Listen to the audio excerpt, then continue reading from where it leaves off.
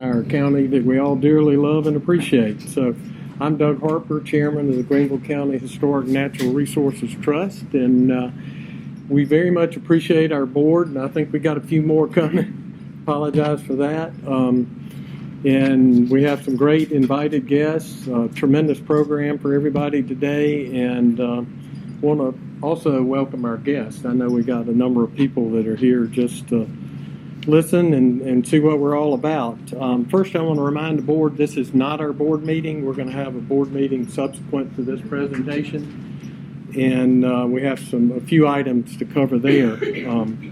A lot has happened since our last board meeting, so we'll have some updates on that and once we get into our board. But if you hadn't been involved as directly as some of us have in the conservation community and efforts and the whole process, then you may understand some aspects of it. But again, I found that the average person, unless they've been hands-on, really doesn't understand what the width and breadth and the complexity of conservation.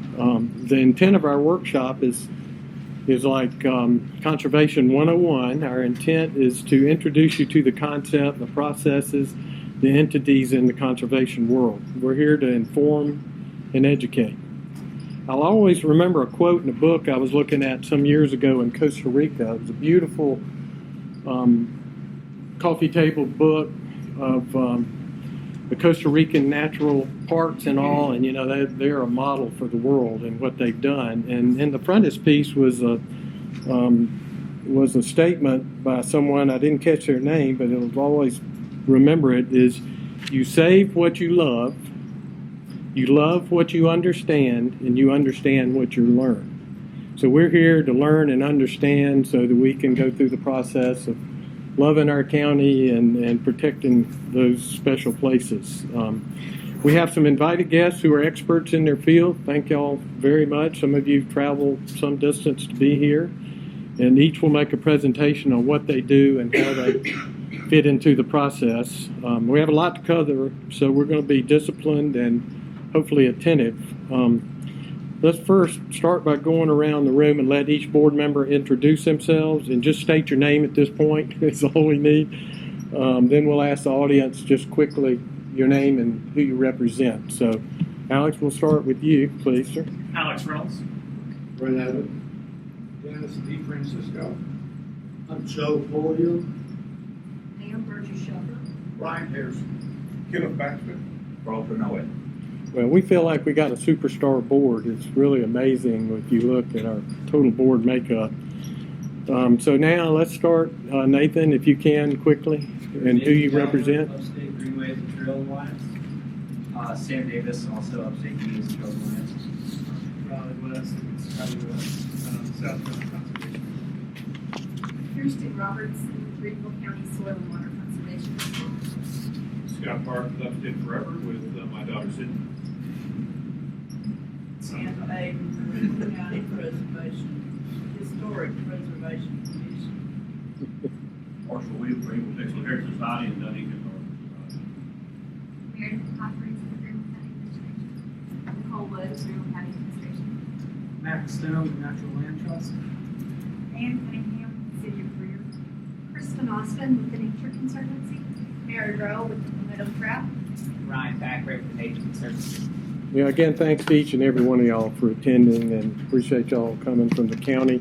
And I want to thank Alex for videotaping our presentation tonight, and Carlton for all his much heavy work and heavy lifting and getting this meeting organized, and all the work he does is my sidekick and bodyguard.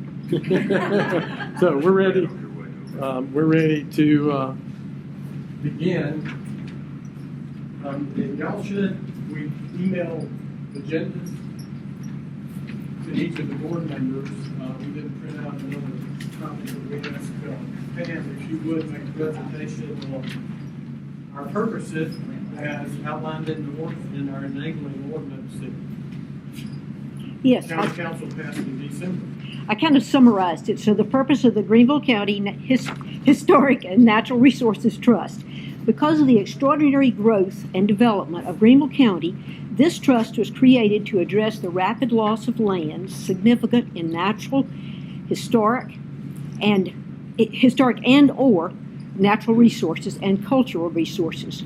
The ordinance establishes a structure and process for the trust so that some of these lands can be permanently protected. The Greenville Historic and Natural Resources Trust, if funded by the Greenville County Council, would provide a source of funding that will enable eligible recipients to acquire from willing sellers, either by fee simple title or through a conservation easement, protection for some of these valuable lands. The board of 12 members, one from each county council district, is responsible for securing funds for carrying out its mission, setting up a ranking system to evaluate applications for the land protection, judging the applications that best meet specifications of the ordinance, awarding selected recipients, and then creating an annual report to go back to Greenville County Council each year. Thank you. Thank you, Pam.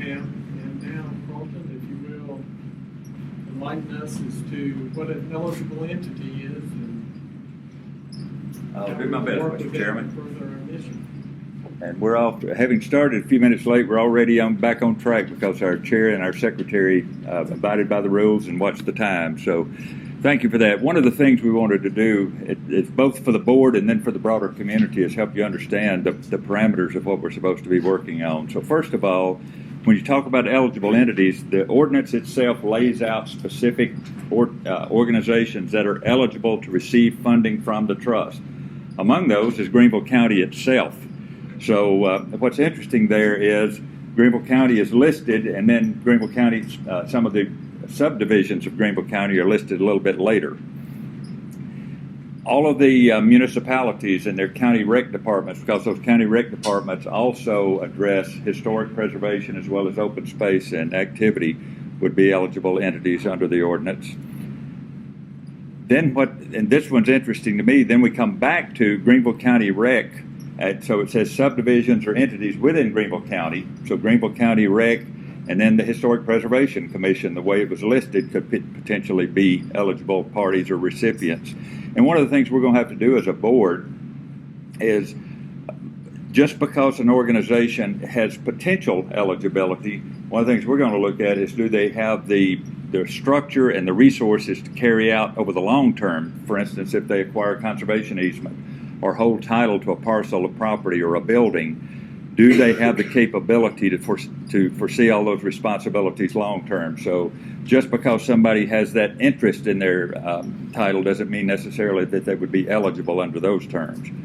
And then third would be nonprofits, and I'll just give examples here of two in the conservation space, one in the historic space, that again, and looking and working with Ann Pedden especially, because I didn't know about all the historic preservation organizations in the county. Many of them are strictly voluntary organizations. They're often 501c3, but they don't have a structure that might make them eligible. So we might be able to work with some of those and grow them over time to be where they could hold some of those properties. And then finally, state and federal agencies. And obviously in Greenville County, we know the state parks with the beautiful parcels we have here. But in my past job, which I had for the last 15 years, I worked with federal agencies, and land conservation with the Department of Defense was a big one, even though that's not an entity we tend to think of here in Greenville County. So state or federal agencies would have that capability and would be potential partners that could be funded under the trust.